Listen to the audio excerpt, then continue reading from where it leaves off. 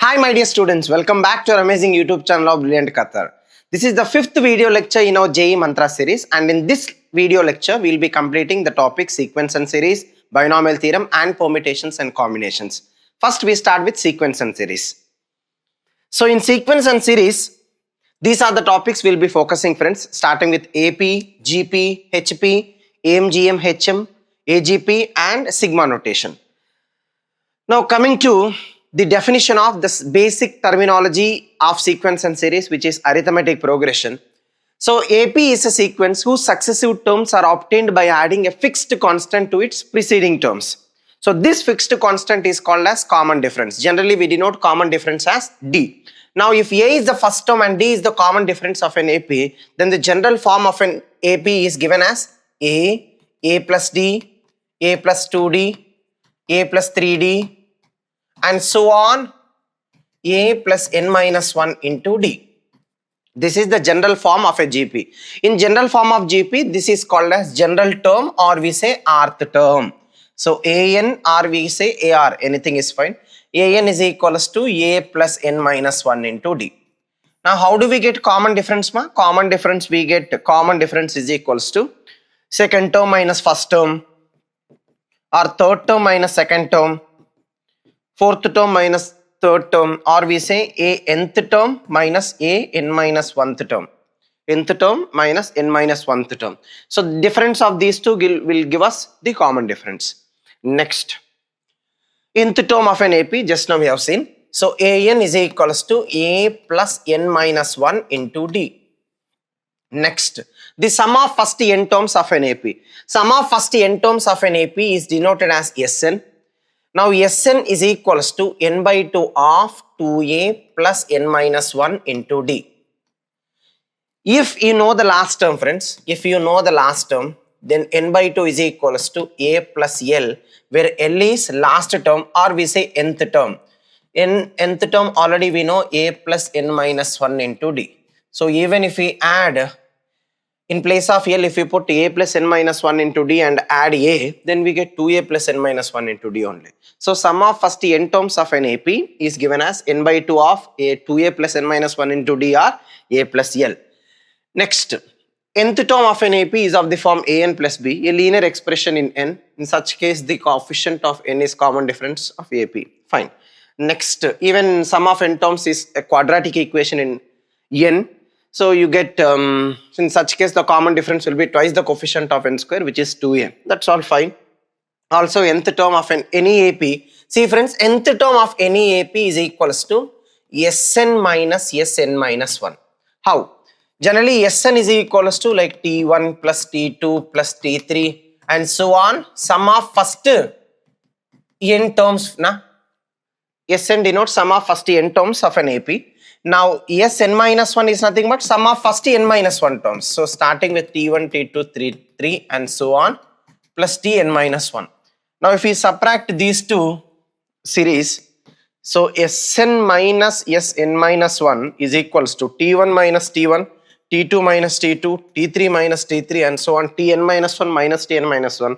This is equals to Tn, friends. So Tn is equals to nth term of an AP is equals to Sn minus Sn minus 1. One important relation. Now coming to the properties of an AP, the first term and common difference can be 0, positive or negative or any complex number. If ABC are in AP, the basic step that we use is 2b is equals to a plus c, friends. In a question, if you see a comma b comma c are in AP, then we say 2b is equals to a plus c. That's it. If A, B, C, D are in AP, then A plus D is equals to B plus C. Sum of these two is equals to sum of these two. That's fine. This is the most important step. If A comma B comma C are in AP, then 2B is equals to A plus C. Next, selection of terms in an AP, friends. Selection of terms in an AP. Selection of terms in an AP. Generally, they say 3 consecutive terms of an AP whose sum is so and so. Whenever they come across, whenever they give you this particular statement, 3 consecutive terms or 4 consecutive terms of an AP, whose sum, friends?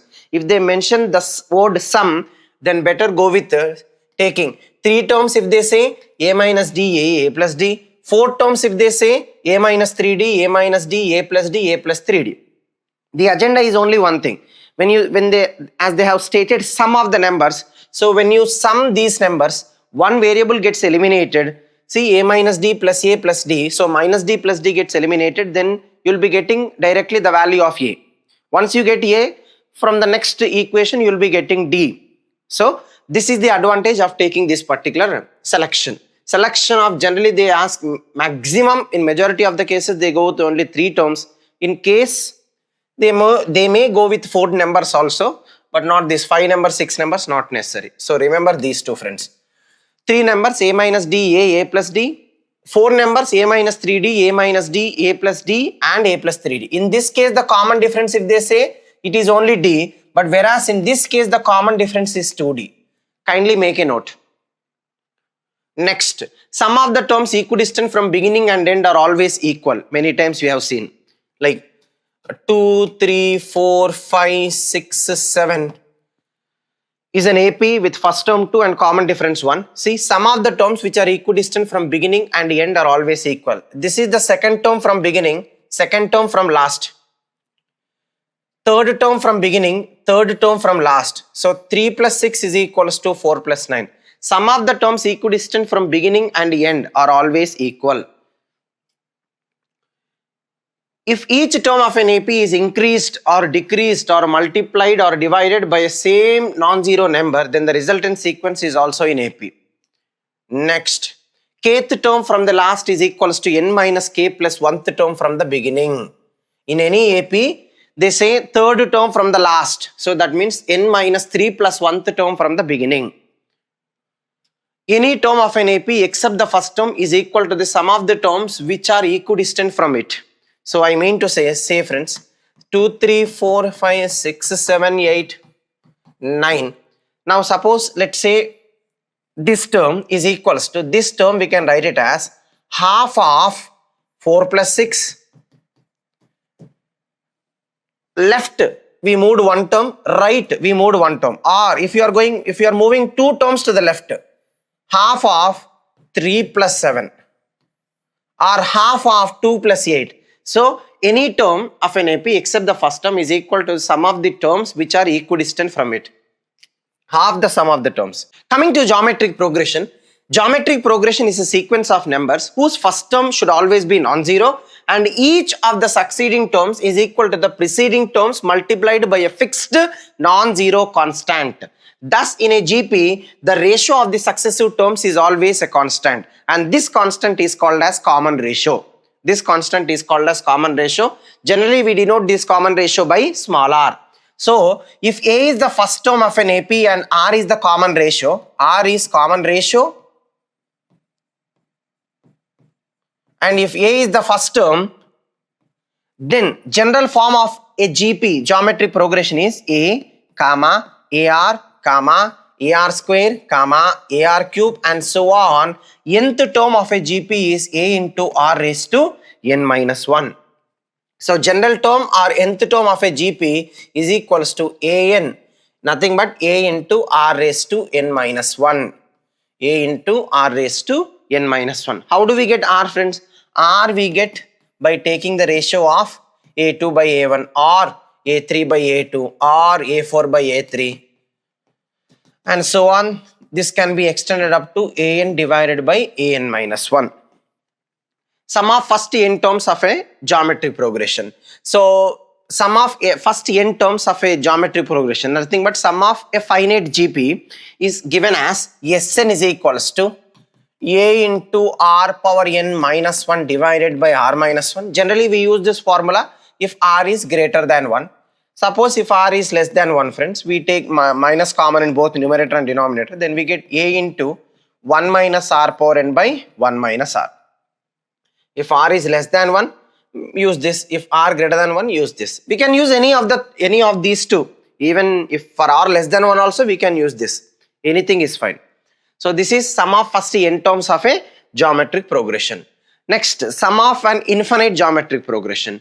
Friends, we will be dealing with the sum of an infinite GP only if the value of common ratio lie in between minus 1 and plus 1. If R lie in between minus 1 and plus 1, then only we will find the sum of an infinite geometric progression. Now see friends, generally we have Sn is equals to, just now we have seen a into 1 minus r power n divided by 1 minus r. As n approaches infinity, see, the value of r belongs to minus 1 to plus 1 now. R belongs to minus 1 comma plus 1. So r power n, as n approaches to infinity, r power n approaches to 0. Why? Because as r belongs to minus 1 to plus 1, any value belonging to minus 1 to plus 1 has some specific property, friends. If the power raise, for higher powers, the value will be approaching 0. So r power n approaches 0. Therefore, S infinity is equals to a into 1 minus 0. That is a divided by 1 minus r. The sum of an infinite GP, geometric progression, is a by 1 minus r. Next, properties of geometric progression. Number 1, this is the fundamental. If whenever they say, as in AP we have seen, if ABC are in AP, then 2B is equals to A plus C. In the same way, if ABC are in GP, the first step that we take is B square is equals to AC. 3 consecutive terms, selection of terms, friends. These two are selection of terms. Selection of terms in GP. Whenever they say 3 consecutive terms of a GP whose product is something. In AP we have seen selection of terms whose sum of something. Here selection of 3 consecutive terms whose product. If they say, then better take A by R, A, AR. If they say 4 consecutive, then A by R cube, A by R, AR, AR cube, and so on. Each term of a GP be multiplied or divided by the same non-zero constant, then the resultant sequence will also be in geometric progression. If each term of a GP be raised to the same power, then such new sequence will also be in geometric progression. In a GP, the product of terms which are equidistant from beginning and last will always be equal, and this product is always equal to the product of first and last terms. That is Tk into Tn minus k plus 1 is equals to A into L. And in a GP, rth term can be written as, square of rth term can be written as product of the terms which are equidistant from it. Like we have, see, 2 2s are 4, 4 2s 8, 8 2s 16, 16 2s 32, 64. 16 can be written as, 16 square can be written as 8 into 32 or 4 into 64. So that's how. Square of rth term can be written as terms, product of the terms which are equidistant from it. If the terms of a given GP are chosen at regular intervals, then the new sequence will also be in geometric progression. Next, if you for a given GP, friends, if you apply log to each term, then that sequence is in arithmetic progression. In the same way, vice versa is also true.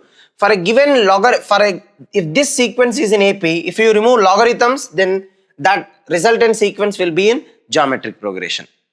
Next, if A1, A2, one GP, another GP, the product of these two corresponding terms will also be forming a new GP.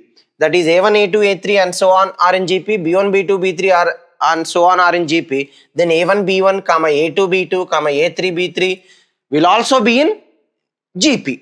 And A1 by B1, A2 by B2, A3 by B3 will also be in geometric progression.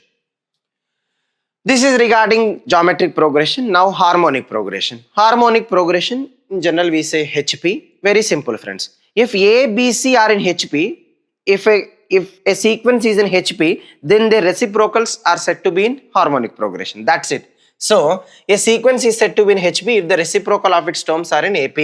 If the sequence A1, A2, A3 and so on is said to be in AP, if and only if the reciprocals are in AP.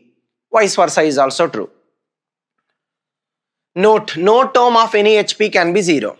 Next, if ABC are in HP, if ABC are in AP, 2B is equals to A plus C. If ABC are in GP, B square is equals to AC. If ABC are in HP, the first thing that we do is B is equals to 2AC divided by A plus C.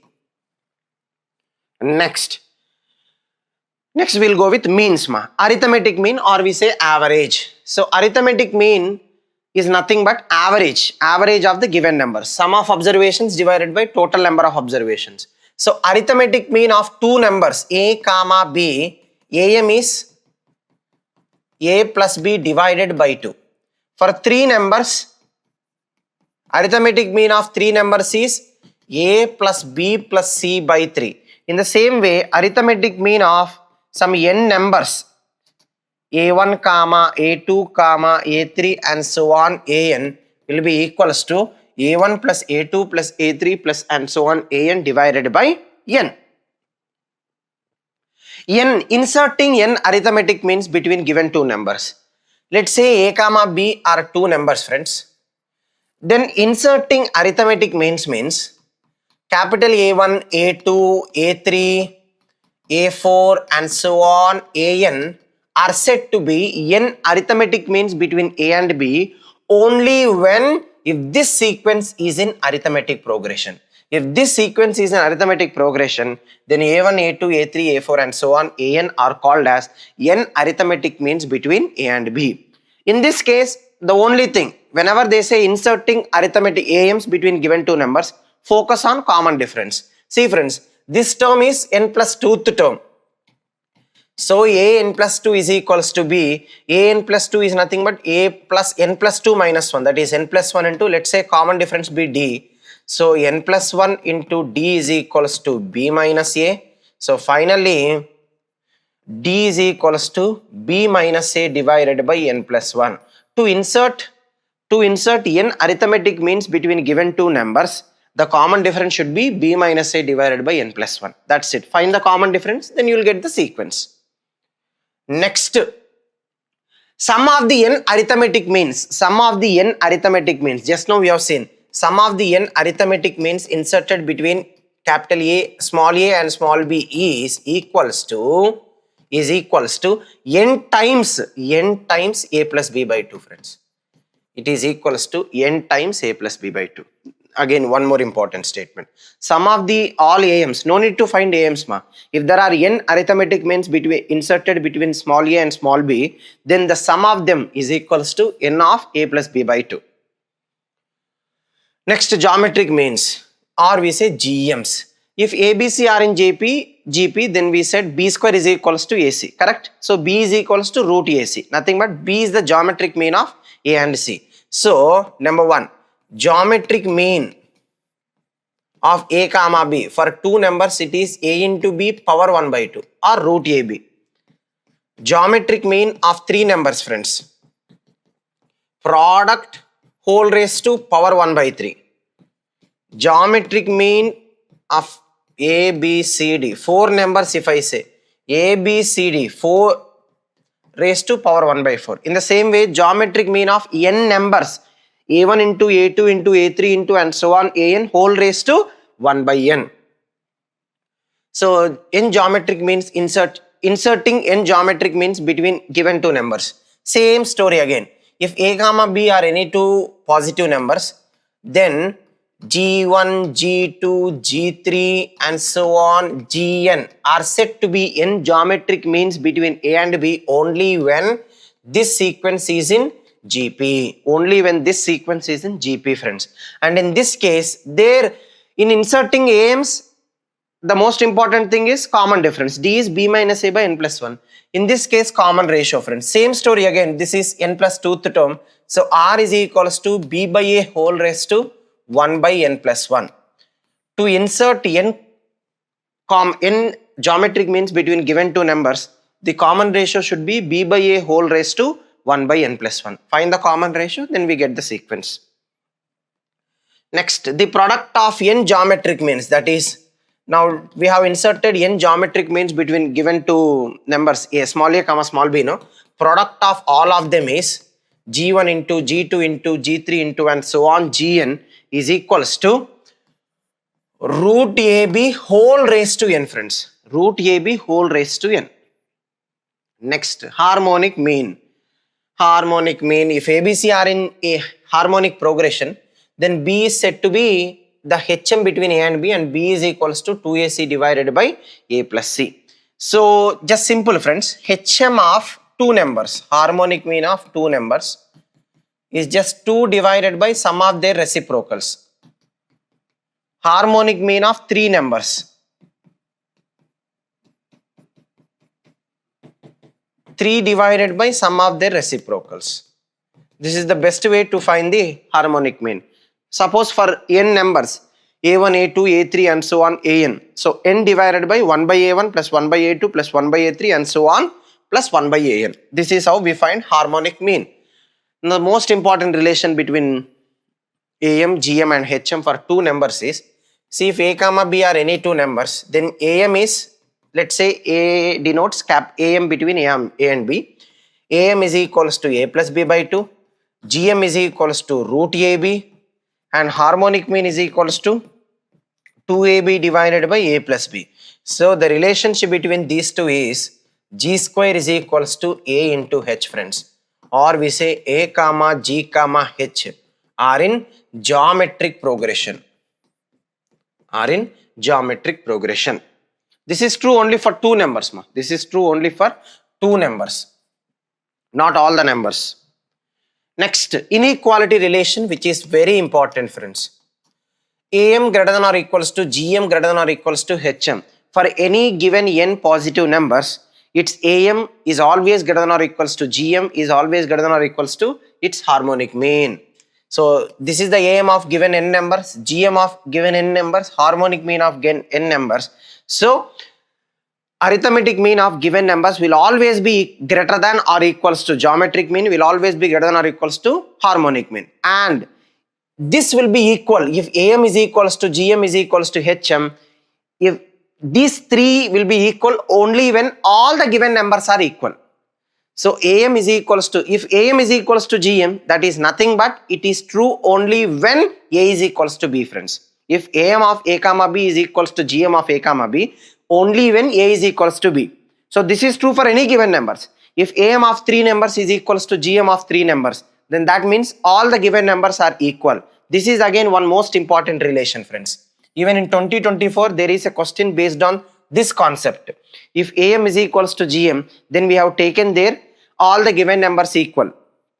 Next, AGP, actually it is deleted part, but we'll have an idea on it. AGP means arithmetic progression in combination with geometric progression.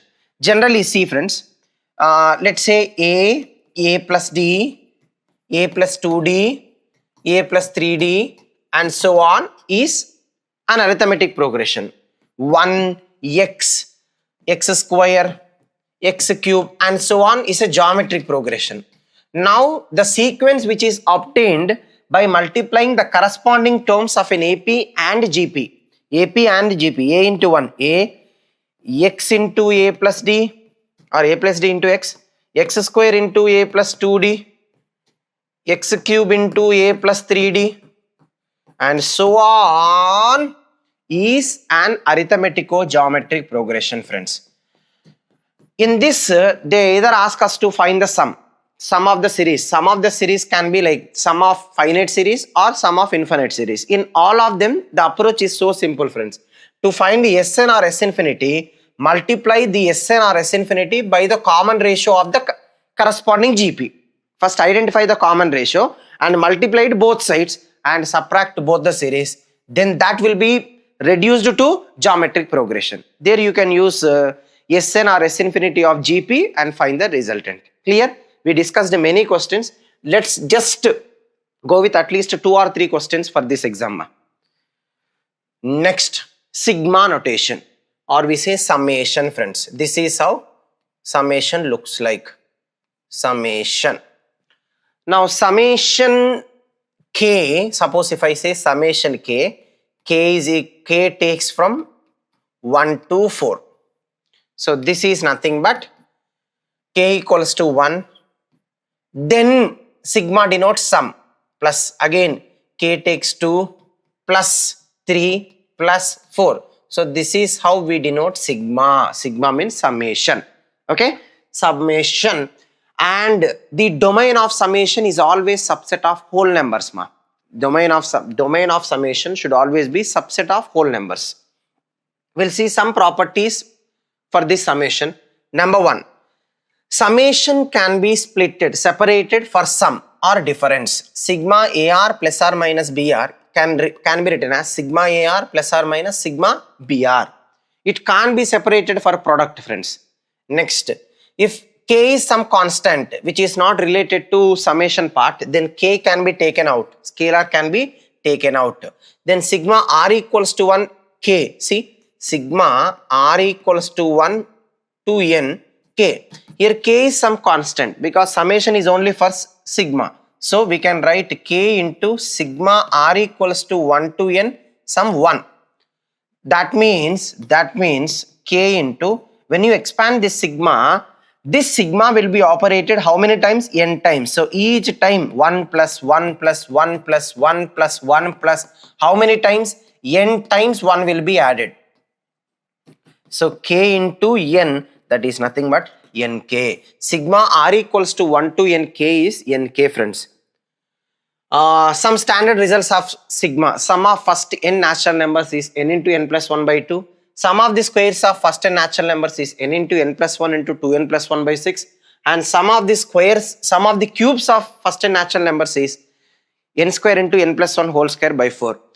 Please make sure you know these three because we will be using this in some of the special series. Already we have discussed special series, friends. Special series. In those special series we use. What is the agenda of special series? In each special series, first we find the nth term. Okay. Next, once you find nth term or general term we find, then to get Sn, we apply summation to that general term. That's it. There we use this sum of first n natural numbers, squares of first n natural numbers, cubes of first n natural numbers. There are some more, just have an idea. This is very important. Sum of even natural numbers. Sum of even natural numbers is n into n plus 1 and sum of odd natural numbers is always equals to n square. N square.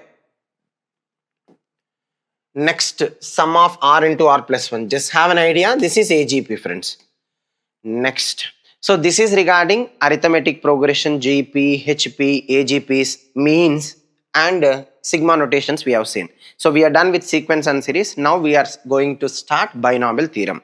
So in binomial theorem, first we'll do understand what is NCR. NCR in generally, friends, NCR means total number of combinations of R objects taken out of n distinct objects, and this is equals to n factorial divided by n minus r factorial into r factorial, where this r, n comma r should always belongs to whole numbers and 0 less than or equals to r less than or equals to n. R can never be greater than n, friends. Okay, and NCR is defined only for n comma r belongs to whole numbers. So this is what we say NCR, or we say number of selections of R objects taken out of n distinct objects. Combinations or we say selections, both are same. Next, properties related to NCR, very important properties. Number 1, NCR is equals to NCR n minus r. This is nothing but number of ways we select R objects or number of ways we reject n minus r objects, both are same. Next, one more important, if NCX is equals to NCY, then either x equals to y or x plus y is equals to n. Next, NCR plus NCR minus 1 is n plus 1 CR. Understand this by using a pattern, friends. See, NCR, generally in NCR we call n as prefix, C, R as suffix. So whenever you are adding two binomial coefficients such that same prefixes but difference of suffix is 1, this is equals to prefix getting increased by 1 and C, R is the higher suffix. Next, NCR by NCR minus 1 is n minus r plus 1 by r, and NCR we use these two, very important. NCR is equals to n by r into n minus 1 CR minus 1, n minus 1 CR minus 1, and this is again is equals to n by r into n minus 1 by r minus 1 into n minus 2 CR minus 2. We can also relate n plus 1 CR plus 1 is equals to n plus 1 by r plus 1 into NCR. This can again be written as n plus 1 by r plus 1 into n by r into n minus 1 CR minus 1. Again that can be written as n plus 1 by r plus 1 into n by r into n minus 1 by r minus 1 into n minus 2 cr minus 2. So it can go on, friends. It can go on. It is n minus 1 here. Next, if n and r are relatively prime, then NCR is always divisible by n, but the converse need not to be true. Next, this is the statement of binomial theorem. So if a plus b is a binomial raised to exponent n, where n belongs to natural numbers or we say whole numbers, anything is fine. So if a plus b whole raised to n, where n belongs to natural number, then this can be expanded NCR into a power r into b power 0 plus NC1 into a power n minus 1 into b power 1 plus and so on. General term is NCR into a power n minus r into b power r plus and so on. The last term is NCN into b raised to n. So general term is important, friends. TR plus 1 in the expansion of a plus b power n, TR plus 1 is general term. That is r plus 1th term is equals to NCR into a raised to n minus r into b raised to r. And in terms of sigma notation, this can also be written as applying summation to the general term. Sigma r equals to 0 to n, NCR into a power n minus r into b power r. Now, in place of a we put 1 and in place of b if we put x, friends, then we get 1 plus x whole power n, which is very important expansion. 1 plus x whole power n is equals to NC0 plus NC1x plus NC2x square plus NC2x cube and so on, NCN into x power n. General term is, even in this general term is TR plus 1 is equals to NCR into x raised to r. And in terms of sigma notation, 1 plus x whole power n is sigma r equals to 0 to n, NCR into x power r. Middle term.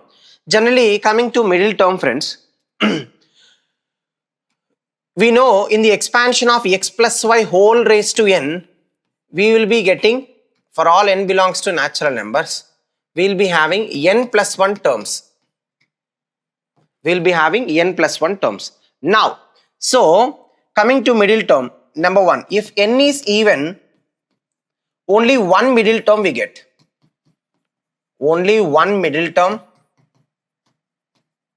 And what is that middle term? Middle term is n by 2 plus 1th term is the middle term. So if n is even, only one middle term and that middle term is n by 2 plus 1th term. If n is odd, friends, we get two middle terms.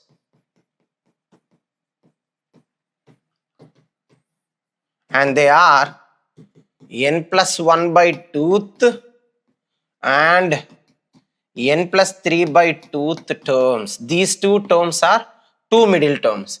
And one more thing, greatest binomial coefficients. Whenever they say greatest binomial coefficient, greatest binomial coefficients.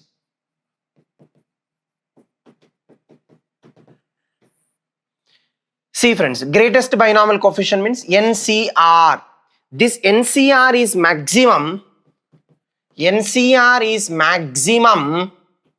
NCR will be maximum if number 1, R is equals to n by 2. R is equals to n by 2 if n is even.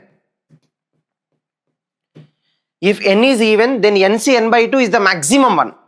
Next, suppose if n is odd, then R is equals to either n minus 1 by 2 or n plus 1 by 2. For n minus 1 by 2 or n plus 1 by 2, it will be maximum if n is odd. If n is odd. That is nothing but the binomial coefficients of middle terms only. Binomial coefficients of middle terms will only be the maximum. That means NCR will be maximum only if n is even, NC n by 2 is maximum. If n is odd, NC n minus 1 by 2 or NC n plus 1 by 2. Both are same. Next.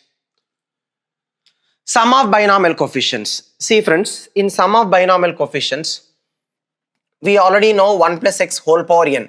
1 plus x whole power n expansion is equals to NC0 plus NC1x plus NC2x square plus NC3x cube and so on, NCN into x raised to n. Now if you put x equals to 1, if we put x is equals to 1, then sum of binomial coefficients, both sides, nc0 plus nc1 plus nc2 plus nc3 and so on, ncn is equals to 1 plus 1, 2 raised to n. So sum of binomial coefficients is always equals to 2 raised to n. This is only complete when starting with 0 to n. Okay. Next, if we put n is equals to x is equals to minus 1, then we get sum of even binomial coefficients nc0 minus nc1 plus nc2 minus nc3 and so on is equals to 1 minus 1 power 0. So sum of even binomial coefficients is always equals to sum of odd binomial coefficients ma. This is equals to nc1 plus nc3 plus nc5 and so on, and these two are always equals to 2 raised to half of 2 power n, which is equals to 2 power n minus 1. So these relations we use it very important, and this relation is also when you put x is equals to minus 1, nc0 minus nc1 plus nc2 minus nc3 plus nc4 and so on till last term, this is equals to 0. Consecutive even odd, consecutive sum of binomial coefficients with consecutive plus minus sign, then that is always equals to 0. Next, coming to product of binomial coefficients. Generally, product of binomial coefficients we relate it with binomial coefficients. See friends, generally 1 plus x whole power n we know. 1 plus x whole power n expansion, if you see, nc0 plus nc1x plus nc2x square, nc3x cube and so on, ncn into x raised to n. And if I write it as x plus 1 power n, then I can write it as nc0 x power n plus nc1 into x power n minus 1 plus nc2 into x power n minus 2, nc3 into x power n minus 3 plus and so on. Last term will be ncn into x power 0, which is 1. Now if I multiply these two friends, if I multiply these two, I get 1 plus x into x plus 1 is nothing but 1 plus x whole power 2n. So in the expansion of 1 plus x whole power 2n, product of binomial coefficients, number 1 if I see, nc0 square plus nc1 square plus nc2 square plus nc3 square and so on plus ncn whole square. We need nc0 square plus nc1 square plus nc2 square plus nc3 square and so on ncn square. When do you get nc0 square ma? When you multiply nc0 with nc0, then only you will be getting nc0 square. When you multiply nc1 with nc1, then we get nc1 whole square. nc2 with nc2, nc2 whole square. So the common thing that we observed is when you multiply nc0 with this term, you are getting the variable as x power n. nc1 with this term, x into x power n minus 1 is x power n again. X square into x power n minus 2 is again x power n.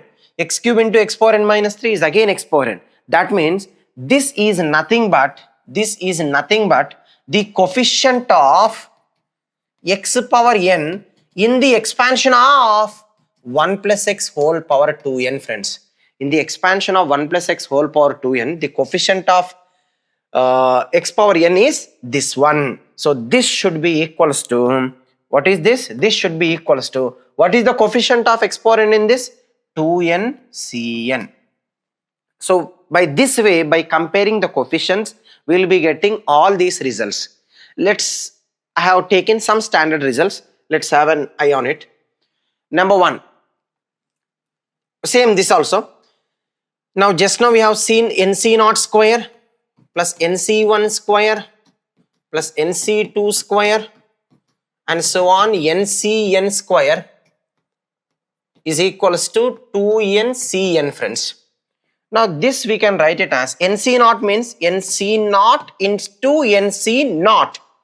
nc0 square is nc0 into nc0. That nc0 we can write it as ncn. Okay, plus nc1 square is nc1 into nc1.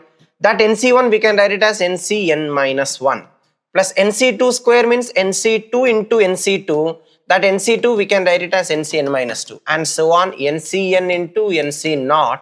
So this is nothing but this, and this is equals to same 2ncn, which is equals to 2n factorial divided by n factorial whole square. Clear? So either this or this, all are same. Next, one of the most important result, friends, same by using this. Now if you see, this is the product of binomial coefficients such that each sum of the prefixes in each term is always same, friends. Analyze the pattern. Sum of the prefixes in each term is always same, and sum of the suffixes, you see, sum of the suffixes is also constant. R plus 0 is R again, R minus 1 is R again, R minus 2 plus 2 is R again, is always R. So when this is equals to, and this is a complete sequence, see, starting from 0 to ending with R, then that is equals to sum of prefixes C, sum of suffixes, that is n plus n C R plus 0, m plus n C R. Understood? Whenever we have product of binomial coefficients with sum of prefixes and sum of suffixes is always constant throughout the sequence, throughout the series, then such a series is equals to sum of prefixes C, sum of suffixes. So m plus n C R. Next, multinomial theorem, friends. Multinomial theorem. So this theorem can be extended to any number of terms. Let's say a plus b plus c whole raised to n. Okay. First, general term in this is n factorial. We divide with, let's say, a power some p1 into b power some p2 into c power p3. So as a, b, c are having powers, so we divide with p1 factorial into p2 factorial into p3 factorial. If we apply sigma to this, that is what we get, a plus b plus c power n. So in this case, the most important thing is p1, p2, p1, p2, p3 should always be whole numbers, and sum of these powers p1 plus p2 plus p3 should always be equals to the given exponent n. So by this this theorem can be extended to any number of terms. Suppose if we have x1 plus x2 plus x3 plus x4, 4 terms, friends, whole raised to n. So this is nothing but sigma n factorial divided by x1 raised to some p1, x2 raised to some p2, x3 raised to some p3, x4 raised to some p4. So now n factorial we divide with p1 factorial, p2 factorial, p3 factorial, p4 factorial.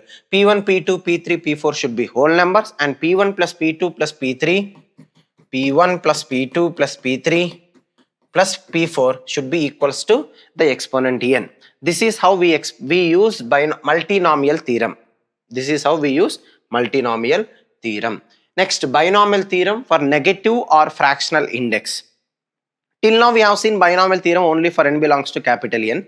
Now, friends, 1 plus x whole power n,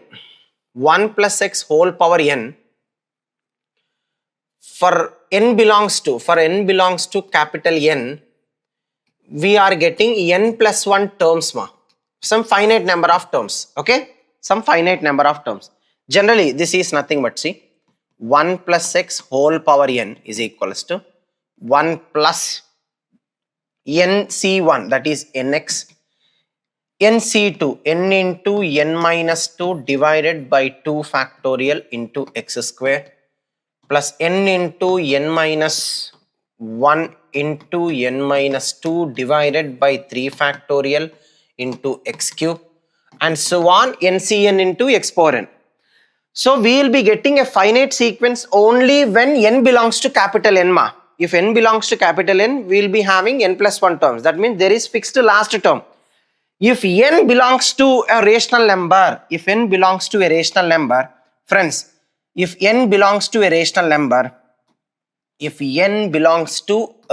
number, which is of the form p by q, n belongs to q, that means n is of the form p by q, then it is an infinite sequence, and we expand this sequence only for mod x less than 1. We expand this sequence for mod x less than 1 and 1 plus x whole power n. See, in place of n, put p by q, 1 plus p by qx. into plus p into p minus 1 by 2 factorial into x square plus p into p by q into p by q minus 1 into p by q minus 2 by 3 factorial into x cube, and so on and so on and so on. This will be an infinite sequence. This is an infinite sequence. If n is a rational number, this will be an infinite sequence. Okay. Next, this is number 1. Number 2, for negative integer, so let's say, let's replace in place of n minus n ma. So 1 plus x whole power minus n is equals to 1 minus nx n into c minus n into minus n minus 1 by 2 factorial. This is for negative integer. Minus n into minus n minus 1. That means minus into minus plus n into n plus 1 divided by 2 factorial. N into n plus 1 by divided by 2 factorial is n plus 1 c2. I can write this 1 minus nx as 1 minus nc1x. N as nc1 plus n plus 1 c2 minus n plus 2 c3 x cube. N plus 2 c2 x square. Next, plus n plus 3 c4 x power 4 minus n plus 4 c5 x power 5 and so on. This can be extended again. This can be extended to infinity. So this is for n belongs to negative integer. I mean, n is always positive. This is for negative integer, friends. Binomial theorem for negative integer. Binomial theorem for negative integer is 1 minus nc1x plus nc2x plus n plus 1 c2 x square minus n plus 2 c3 x cube plus n plus 3 c4 x power 4 and so on and so on and so on. Now in place of x, if you put minus x, so 1 minus x whole power minus n will be, which is very important. This is equals to 1 plus nc1x plus n plus 1 c2 x square plus n plus 2 c3 x cube plus n plus 3 c4 x power 4 plus n plus 4 c5 x power 5 and so on and so on. Use this, friends. So in all these cases, mod x is always less than 1, and all these sequences are, all these series are infinite series. Clear? This will be finite only for n belongs to n. Only for n belongs to n, it is finite. For all, whether it is negative integer or fractional index, it will always be infinite sequence. And we'll expand only if mod x will express first mod x less than 1. This value lie in between minus 1 to plus 1, and then we expand. Next, applications of binomial theorem. One of the most important applications of binomial theorem is finding when something is divided by something, what will be the remainder. Let's say, friends, if a power n is divided by b, what is the remainder that we get? Okay, in all those cases, the first thing that we do is we have to express this a as 1 plus or minus some lambda b. 1 plus or minus some lambda b. This will help us, friends. Or some lambda b plus or minus 1. Anything is fine. First, we have to express this a as 1 plus or minus lambda b or some lambda b plus or minus 1. Then expand using binomial theorem. I have just taken one example, friends. If fractional p denotes the fractional part of p, then 3 power 200 divided by 8, what is the remainder? See this, friends. 3 power 200 divided by 8, what will be the remainder? First, can we express 3 in terms of 1 plus or minus 8? No. So we can use the power. This 3 power 200, we can write it as 3 square whole power 100. 3 square means 9 power 100. Now this 9 we can write it as 8 plus 1 whole power 100, friends. Correct? So 9 means 8 plus 1 whole power 100.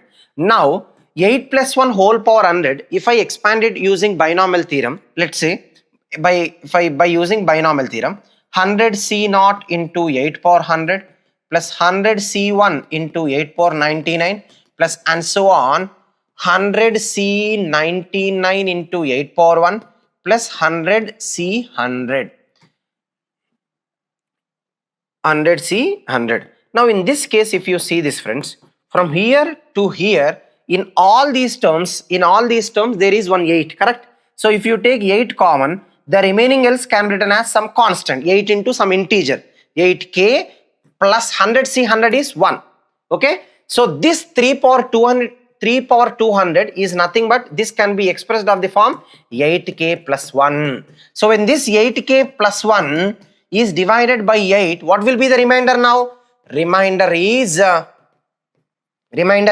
1. So now what is the fractional part? Fractional part is 1 by 8, friends. Clear? So that's how this is one of the most important major applications of binomial theorem. We use it. This is almost of the same. 2 power 403. We know 2 power 4 is 16. So first we write that 16 as 15 plus 1. Then we expand it. Just do this, friends. Next. So this is regarding binomial theorem. Now we are entering into permutations and combinations. In permutations and combinations, first we go with fundamental principle of counting. There are two fundamental principles of counting: multiplication and addition principle. So simultaneous occurrence of both the events is nothing but multiplication principle. Number of ways the total number of works can be done simultaneously, m into n, happening exactly one of the events, either one work or another work, then you say m plus n events, m plus n ways of counting, known as addition principle. Next, permutation is nothing but number of ways we arrange the given distinct objects, friends. So permutation of n distinct objects at n different places is given by n factorial. We can use by using multiplication theorem also. Permutation of alike objects. Before itself, we'll see permutation of n different objects taken at in different places is n factorial. Now NPR denotes number of permutations of R objects taken out of n distinct objects. This is equals to n factorial divided by n minus R factorial. NPR denotes number of ways we arrange R objects taken out of n distinct objects. Next, if you are having alike objects, then if there are total n objects, friends, of these n objects, there are p objects alike of one kind, q objects also alike of another kind, r objects also alike of another kind. Then total number of permutations of all the n objects is n factorial divided by p factorial into q factorial into r factorial. Next, combinations means selections. So NPR denotes number of ways we permutate, number of ways we arrange R objects out of n. That is NPR. NCR means number of ways we select R objects out of n distinct objects. So when you are finding NPR means number of ways we permutate R objects out of n. No? When you are going to arrange R objects out of n, actually what happening in this? First we select R objects out of n, and the selected R objects, in each selection they can be arranged in R factorial ways. So NPR is equals to NCR into R factorial. From here, NCR is equals to NPR divided by R factorial. So finally NCR is equals to NPR means n factorial divided by n minus R factorial into R factorial. Number of ways we select R objects out of n distinct objects is NCR, and that is equals to n factorial divided by n minus R factorial into R factorial.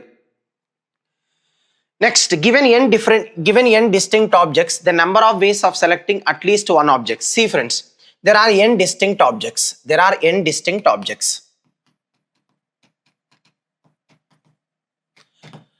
Number of ways of selecting 0 or more objects. If you say, number of ways of selecting 0 objects is NC naught. Or more means number of ways of selecting one object. Or you can select 2 objects, or you can select 3 objects, or 4, or all. Number of ways of selecting 0 or more objects, and this is what equals to 2 power n. How friends? Just now we have seen in binomial theorem, sum of binomial coefficients. Now, and this is what they have given, number of ways of selecting at least one of the object. At least means this won't be there. So we start with NC1 plus NC2, NC3 and so on NCN.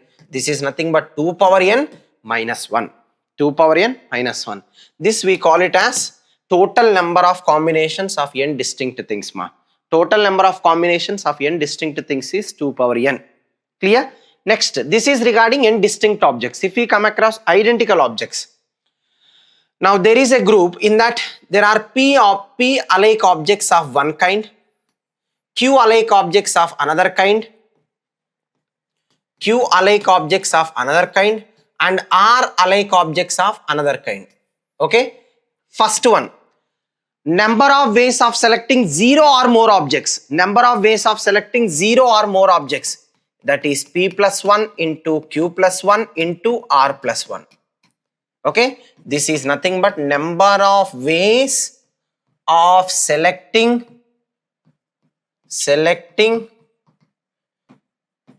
0 or more objects out of p plus q plus r objects, total objects. Next, number of ways of selecting at least one object from total objects. Number of ways of selecting at least one, that means p plus 1 into q plus 1 into r plus 1 whole minus 1. This is nothing but number of ways of selecting at least one object from total objects. Next, a number of ways of selecting at least one object from each kind. If they say each kind, friends, number of ways of selecting at least one object from each kind means p plus 1 minus 1, that is p into q into r. Number of ways of selecting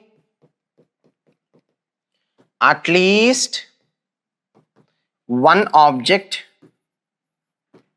from each kind. In this way we can form many. Number of ways of selecting at least one object from only this kind, from first kind if they say. So p into q plus 1 into r plus 1. Number of ways of selecting at least one object from this second kind. So p plus 1 into q into r plus 1. In that way we can form many, friends. Now previous page we have seen n distinct objects. In this case we have seen p plus q plus r are total objects. Of those, p objects are identical of one kind, q objects are identical of another kind, r objects are identical of another kind. Next you see the combination of identical and distinct. Now we have p objects alike of one kind, q objects alike of another kind, r objects alike of some other kind, and n distinct objects. If we have n distinct objects. Now in this case, friends, number of ways of selecting 0 or more objects. Number of ways of selecting 0 or more objects is nothing but p plus 1 into q plus 1 into r plus 1 into 2 power n. Number of ways of selecting at least one object, if I say at least one object from total objects, then p plus 1 into q plus 1 into r plus 1 whole raised into 2 power n whole minus 1. Suppose if they say number of ways of selecting at least one object only from this first kind, if they say, then we write only p into q plus 1 into r plus 1 into only 2 power n. So that's how we can form different pairs, friends. Okay, so just depending on the scenario we can analyze the formula, we can get the formula. Next, divisors concept. Divisors concepts also belonging to the same previous concept, friends.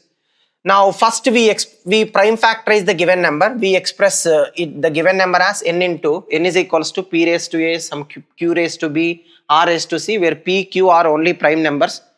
Now in that case total number of divisors of n including 1 and n is a plus 1 into b plus 1 into c plus 1. Next, sum of these divisors already we have seen. Just express it as p power 0 plus p power 1 plus p power 2 plus p power and so on. then you can use geometric progression, sum of GP formula, then you get, and also sum of even divisors we have discussed, sum of even divisors, go through the notes friends, sum of odd divisors, sum of odd divisors, even in this case number of even divisors, number of odd divisors. Next, number of ways in which n can be expressed as product of two factors. Half into number of factors if n is not a perfect square, half into number of factors plus 1, half into number of factors plus 1 if n is a perfect square. Number of ways in which n can be expressed as a product of coprimes is 2 power n minus 1, where n is the number of different prime factors in n. So that is regarding divisors concept. Now next, formation of groups, or we say division and distribution. Division and distribution. Now first one, division friends. The number of ways in which n plus n different things can be divided into two groups such that one of them contain m things, other contain n, means m plus n factorial by m factorial into n factorial. This is nothing but out of total m plus n, first we select m objects and the remaining into NCN. That's it. This is what, when we simplify this, then we get m plus n factorial by m factorial into n factorial. Number of ways in which m plus n plus p different things can be divided into three groups. So m plus n plus p factorial divided by m factorial into n factorial into p factorial. They are not equal groups friends. If it is equal, what we do? We just divide with how many equal groups? Two equal groups. We divide with 2 factorial. If there are 3 equal groups, we divide with 3 factorial. That's it. This is regarding division. Now to distribute, the same question if they ask us to distribute friends. For distribution, we just multiply that with how many groups? We have to divide it with 2 persons, no? So into 2 factorial. We have divided into 3 persons, no? Into 3 factorial. Even in this case also, into 3 factorial, into 2 factorial. This is regarding distribution, when you come across distribution. And one more thing, in case of identical boxes,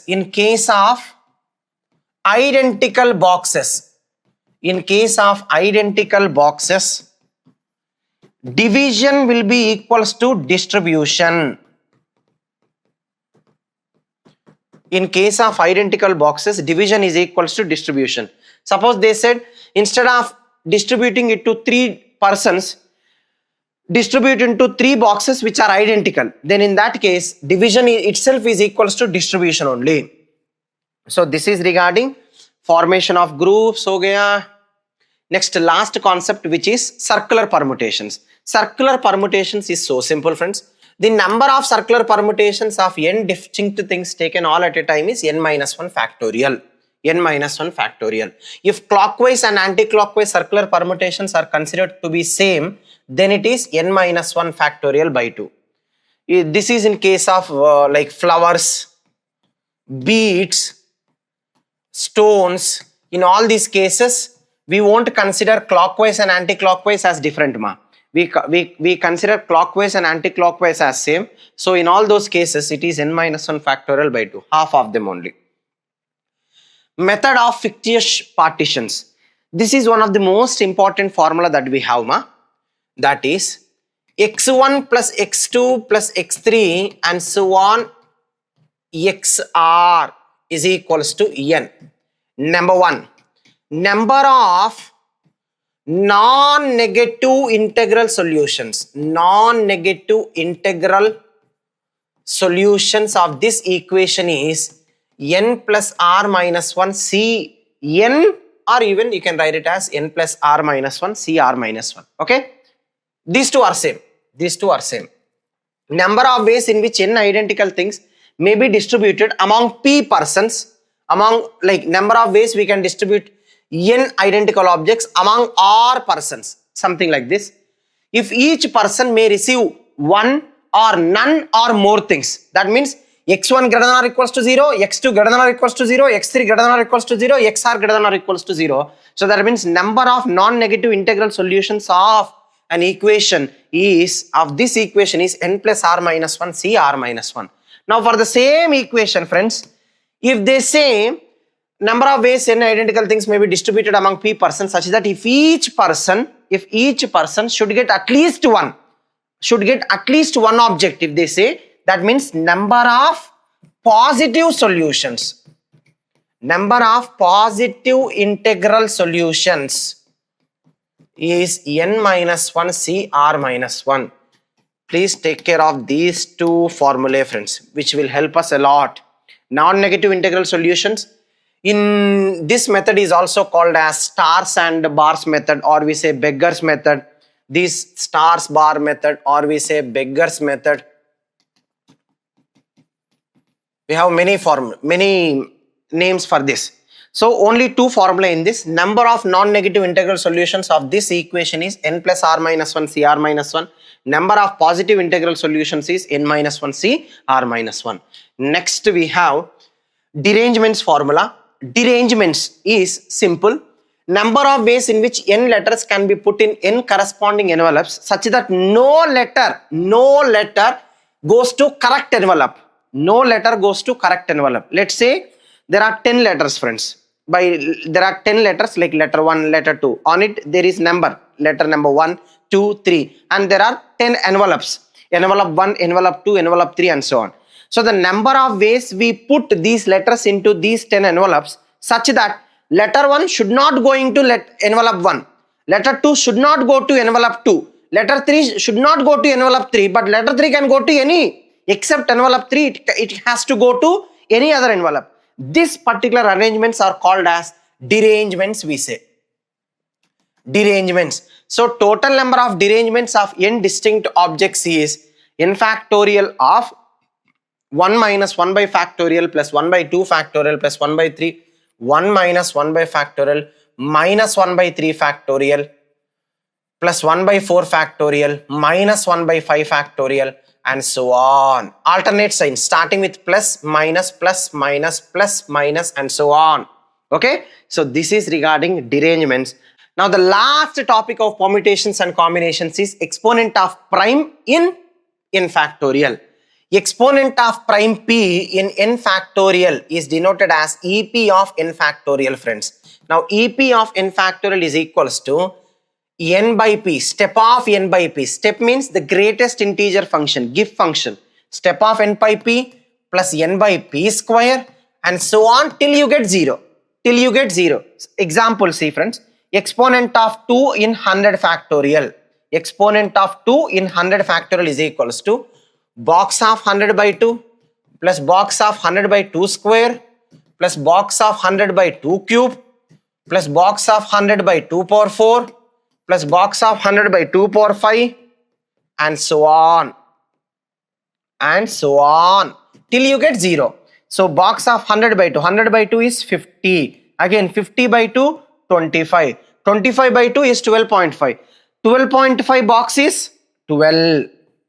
Now 12 by 2, 6. 6 by 2, 3. 3 by 2, 1. 1 by 2, 0. Clear? So this is how we get exponent of 2 in 100 factorial. Exponent of 3, a prime number 3 in 100 factorial. Anything can be get by using this particular EP of n factorial, friends. Okay? Till you reach 0, you have to expand it. So with that, we are done with complete recap of sequence and series, binomial theorem, and we ended with the permutations and combinations, friends. Okay? Prepare well for the coming exam. See you in the coming days. All the very best for your preparation. Take care, guys.